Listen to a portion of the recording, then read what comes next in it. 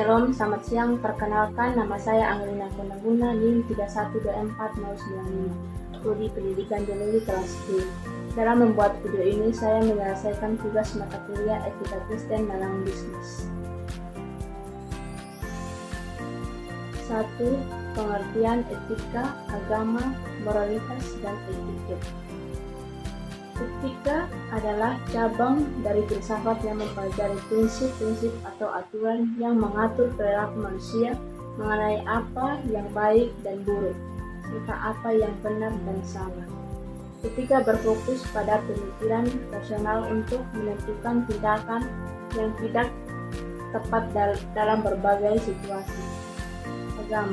Agama adalah sistem kepercayaan yang mencakup pandangan tentang Tuhan, alam semesta, dan prinsip-prinsip hidup yang diatur oleh wahyu atau ajaran dari kekuatan gaib. Agama bertindakan pedoman hidup bagi pengikutnya serta mengajarkan nilai-nilai moral dan spiritual. Moral adalah seperangkat nilai dan norma yang mengatur perilaku manusia dalam masyarakat.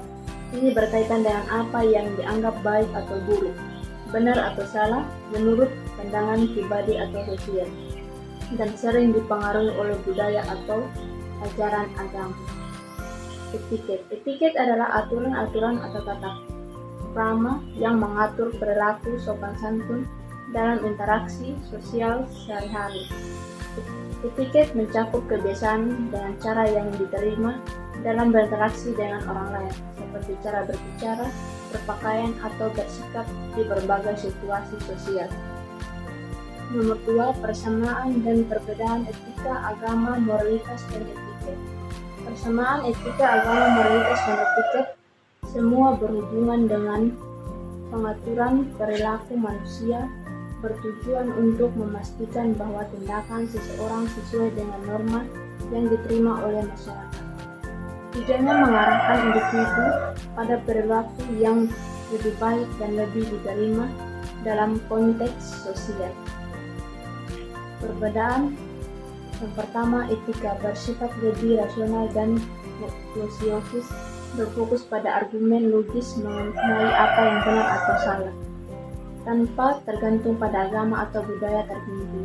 Kedua, agama memberikan pedoman norma berdasarkan ajaran Tuhan atau kekuatan gaib, sehingga lebih bersifat transenden dan tidak terbatas pada pengaturan sosial semata. Yang ketiga, moralitas lebih berkaitan dengan norma-norma sosial dan pribadi yang dipegang oleh individu atau kelompok yang dapat dipengaruhi oleh agama, budaya, atau pengalaman pribadi. Keempat, etiket lebih berkaitan dengan kebiasaan sosial yang tidak selalu berhubungan dengan nilai moral dan agama, tetapi lebih pada sopan santun dalam berinteraksi sosial. Nomor 3, mengapa sering terjadi pelanggaran etika di kalangan anak muda? Beberapa faktor yang menyebabkan pelanggaran etika di kalangan anak muda antara lain: yang pertama, kurangnya pemahaman tentang etika. Banyak anak muda yang belum sepenuhnya memahami prinsip-prinsip etika atau menganggapnya sebagai hal yang tidak penting. Yang kedua, pengaruh lingkungan. Lingkungan sosial yang tidak menenangkan pentingnya etika atau malah memperbolehkan perilaku tidak etis dapat mempengaruhi anak muda untuk mengikuti pola tertentu. Yang ketiga, tekanan sosial.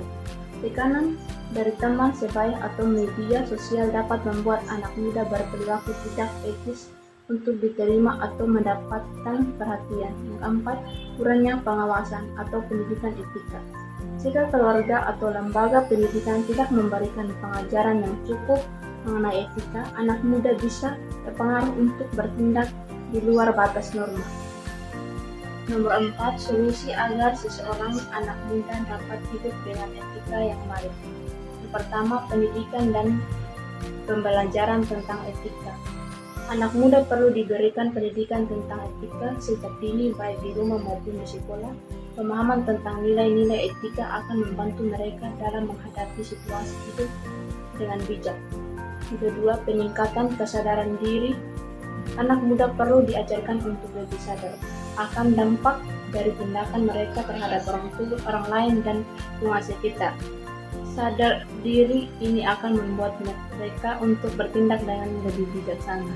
Yang ketiga, role model yang positif. Orang tua, guru, dan tokoh masyarakat harus menjadi contoh yang baik dalam menerapkan etika yang benar. Anak muda cenderung meniru perilaku yang mereka lihat di sekitar mereka. Keempat, menghargai keagamaan dan toleransi. Mengajarkan nilai-nilai toleransi dan menghargai perbedaan antara membantu anak muda dalam berinteraksi dengan orang lain secara lebih etis dan hormat. Kelima, memberikan ruang untuk diskusi. Anak muda harus diberikan ruang untuk berdiskusi dan bertanya tentang nilai-nilai etika serta bagaimana nilai tersebut dapat diterapkan dalam kehidupan sehari-hari. Yang keenam, meningkatkan kecerdasan emosional. Mengajarkan anak muda tentang pengelolaan emosi dan empati dapat membuat mereka lebih sensitif terhadap perasaan orang lain, yang sangat penting dalam bertindak secara etis. Dengan penerapan solusi ini, anak muda dapat memahami penting kehidupan dengan etika yang baik serta mempraktikannya dalam kehidupan sehari-hari. Sekian dan terima kasih.